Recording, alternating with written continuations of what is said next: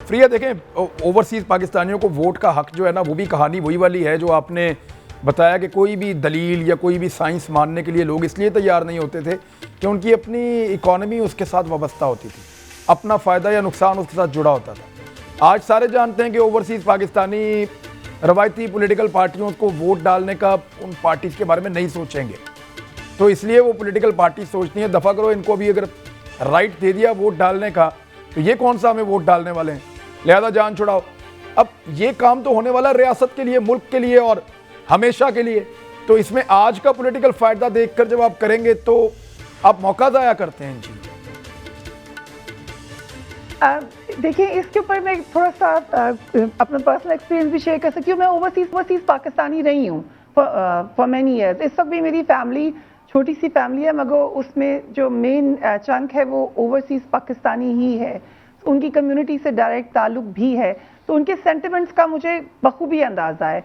और ये बात अब तो कुछ साल आगे हो गए, कुछ साल पहले तक भी वहाँ पर अगर आप बहुत ज़्यादा न्यूट्रल होकर भी ऑब्जर्वेशन करें, और आप सब लोग जाते रहते हैं बाहर, आप लोगों की भी राब्ते हैं ओवरसीज़ पाकिस्तानी से, सो आपको नज़र आता है, मैं बहुत ज़्यादा न्यूट्रल होकर भी कहूँ तो 80 to 90% लोग ओल्ड सिस्टम से बिल्कुल तंग हैं।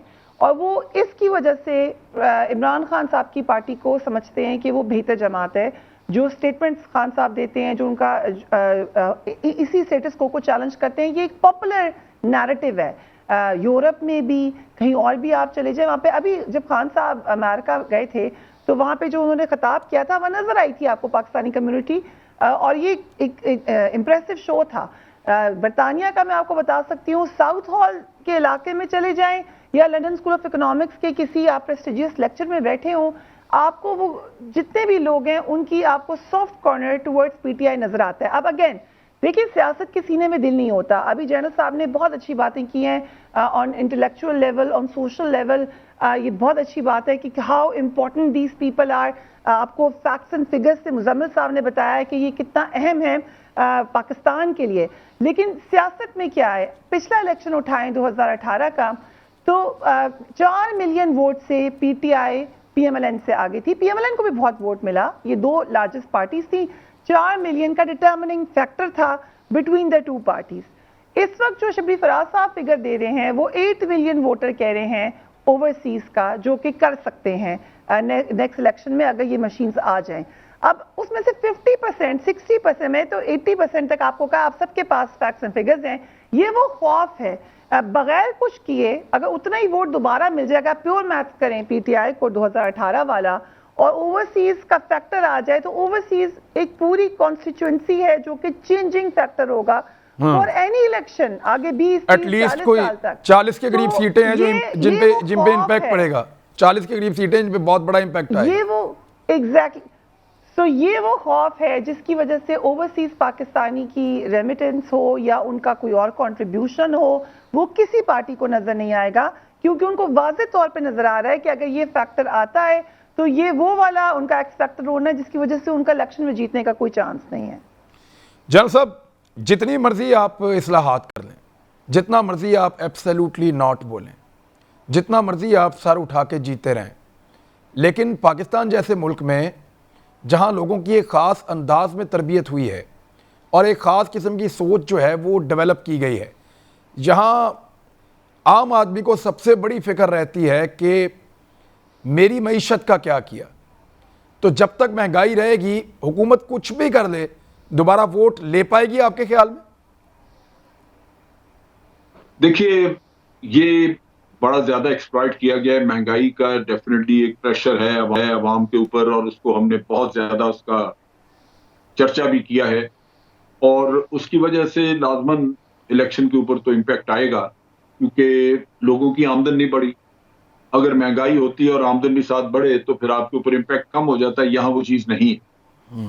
लेकिन आप देखिए कि ये क्या अगली जमात आके, ये कोई भी अगर इनकी जगह पे कोई और पार्टी आ जाती है तो वो क्या कर लेंगे, कम कर लेंगे महंगाई को। जब तक मुल्क आपका कर्जों में जकड़ा हुआ है, आप महंगाई कम नहीं कर सकते। आप कर्जों पे जीते हैं, कर्जों पे जकड़े हुए हैं। पैसा होता है किसी मुल्क के पास तो महंगाई रहती है, लेकिन वो सब्सिडीज देना शुरू कर देते हैं अपने लोगों को। अक्सर ममालिक में ये सब्सिडी, जिसकी वजह से अवाम की मुश्किलात कम हो जाती हैं। यहां आप कर्जों पे जी रहे हैं, सब्सिडी कैसे देंगे जी? IMF से लोन लेंगे, वो कंडीशन रखेंगे। अगर कोई पार्टी ये क्लेम करती है कि वो महंगाई कम कर सके, किसी ने क्लेम नहीं किया। वो इनको सिर्फ ये कहते हैं कि आप महंगाई बड़ी कर दी, इन्होंने मार दिया, लोगों को भूखे मर गए। ये किसी ने नहीं कहा कि हम आए तो महंगाई महंगाई कम करके दिखाएंगे, क्योंकि जो ट्रैक रिकॉर्ड है वो पीछे से आप देख लीजिए कि जनरल मुशर्रफ के वक्त में 60 रुपए का डॉलर था, जरदारी साहब आए तो 100 से ऊपर हो गया, नवाज शरीफ साहब आए तो दरमियान में 130 पे भी गया, अब ये आए तो 170 पे हो गया। तो क्या कोई हिस्ट्री हमें कहीं नजर आती है कि वो जो महंगाई चली गई, वो कभी रिवर्स हो गई, वापस चली गई? वो नहीं हुई। लोगों की आंखों में आप धूल झोंकते हैं, उनको ख्वाब दिखाते हैं, उम्मीदें उनकी भंगा देते हैं, बाद में वो बेचारे उसी तरह रोते धोते रहते हैं, हुकूमत बच जाती है।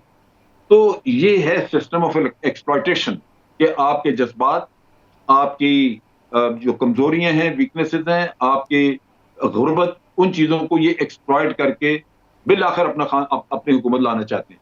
मैं इसमें अवाम को कहीं नहीं देखता। अब मुझे बताइए कि मियां नवाज शरीफ सबसे बड़े लीडर हैं, जरदारी साहब लीडर बने हुए हैं, उनका दुख है क्या? एक शख्स अपनी बेटी को लाना चाहता है, दूसरा अपने बेटे को आगे लाना चाहता है कि जी वो वजीर आजम बन जाए। तो अवाम किधर है इसमें? नहीं, वो बेटी के बेटे को भी तैयार कर रहे हैं। वही कह रहा हूं कि वो काम कर, बेवकूफ वो लोग हैं जो उनके पीछे लगे, ये सोचते हैं कि जनाब उनके लिए बेहतरी आ जाएगी, उनका तो नाम है ही नहीं कहीं। तो ये अलमिया है कि तालीम की कमी है, लोगों में वो शऊर नहीं है कि वो इन चीजों को इन डिटेल देखें या गहराई में जाके समझें। वो जबानी नारे कोई लगाता है, एक पार्टी तीन इलेक्शन लड़ गई इसी पे, रोटी कपड़ा मकान। किसी ने आज दिन तक नहीं पूछा, उनके गिरबान ने पकड़े कि भाई किधर गई रोटी और कपड़ा और मकान किधर गए? तो ये हाल है जहां लोग इस तरह भेड़ बकरी की तरह पीछे लग जाएं, वो फिर हमेशा उस एक्सप्लॉयटेशन का शिकार रहते हैं। जो इन पॉलिटिकल मास्टर्स को बड़े एक्सपर्ट हैं, इनको वो करनी आती है, अच्छी तरह कर लेते हैं। एक इसमें सब अपनी फैमिलीज के, अपने खानदानों के लिए काम करने हैं, अपने कोई बेटी के लिए, कोई बेटे के लिए, उनको बिठा देंगे। ये एक न्यूक्लियर पावर कंट्री, इसको लल्ले तल्ले चलाएंगे और आप देख लीजिए कि अल्टीमेटली उसका रिजल्ट क्या हो। मैं मुजम्मिल साहब, एक गवर्नमेंट है कि लोगों की आमदन बढ़ी है, लेकिन देखिए शहरों के अंदर वो लोग रहते हैं ज़्यादातर जो नौकरी पेशा हैं, और क्योंकि जो नौकरी पेशा लोग हैं, जो लोग तनख्वाहदार लोग हैं, उनकी आमदन में इजाफा महंगाई की निस्बत कम हुआ है। उनकी तादाद कम हो लेकिन उनकी आवाज़ ज़्यादा है। वो शहरों में रहते हैं, वो ज़्यादा सोशल मीडिया को और आपके मीडिया के सामने आते हैं।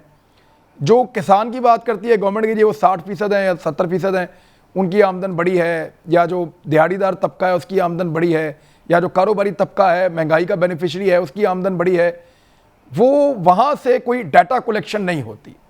तो आपके ख्याल में ये वाकई इतना बड़ा फैक्टर है जो बहुत ज़बरदस्त इम्पैक्ट डालेगा? और क्या इस गवर्नमेंट के पास कोई वे आउट है कि वो अगले इलेक्शन में महंगाई को अपने लिए दर्द सर ना बनने दे? देखिए, बात ये कि मैं सबसे पहले तो बता दूं कि महंगाई की वजूहात क्या हैं। मैं मिसाल देके बताता हूं कि आपने इस लिहाज से घर बनाया है कि आपके घर में जो है गटर बनना हो, आपने अच्छी पाइप लाइनें डाली हैं, सब कुछ डाली हैं, लेकिन अगर बाहर मूसलाधार और तूफ़ानी बारिश हो जाए तो आपने जितना अच्छा भी जो है प्लम्बिंग का सिस्टम बनाया हो, आपके घर में बाहर से पानी आ जाएगा और वो पानी नहीं निकल सकेगा और वो घर के अंदर पानी आ जाएगा। इसी तरीके से मैं ये समझता हूँ कि हुकूमत को एक चीज़ समझानी चाहिए आवाम को, महंगाई की वजूहात।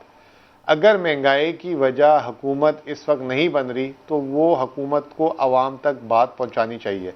मिसाल के तौर पे जुलाई के महीने में पूरी दुनिया में खाने पीने की कीमतें 31% से बढ़ी हैं।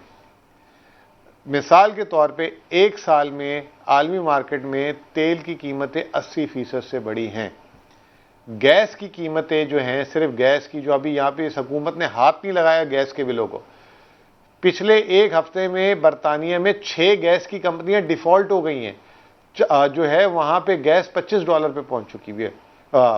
तो इससे आप अंदाज़ा लगाएं कि पूरी दुनिया कोविड के बाद से, बल्कि कोविड से ये सिलसिला शुरू हुआ और जो है वो बढ़ता बढ़ता कहाँ तक पहुँच गया। एक छोटी सी मिसाल दे देता हूँ आपको और शायद आपके तवस्सुत लोगों को ये बात पहुँच जाए।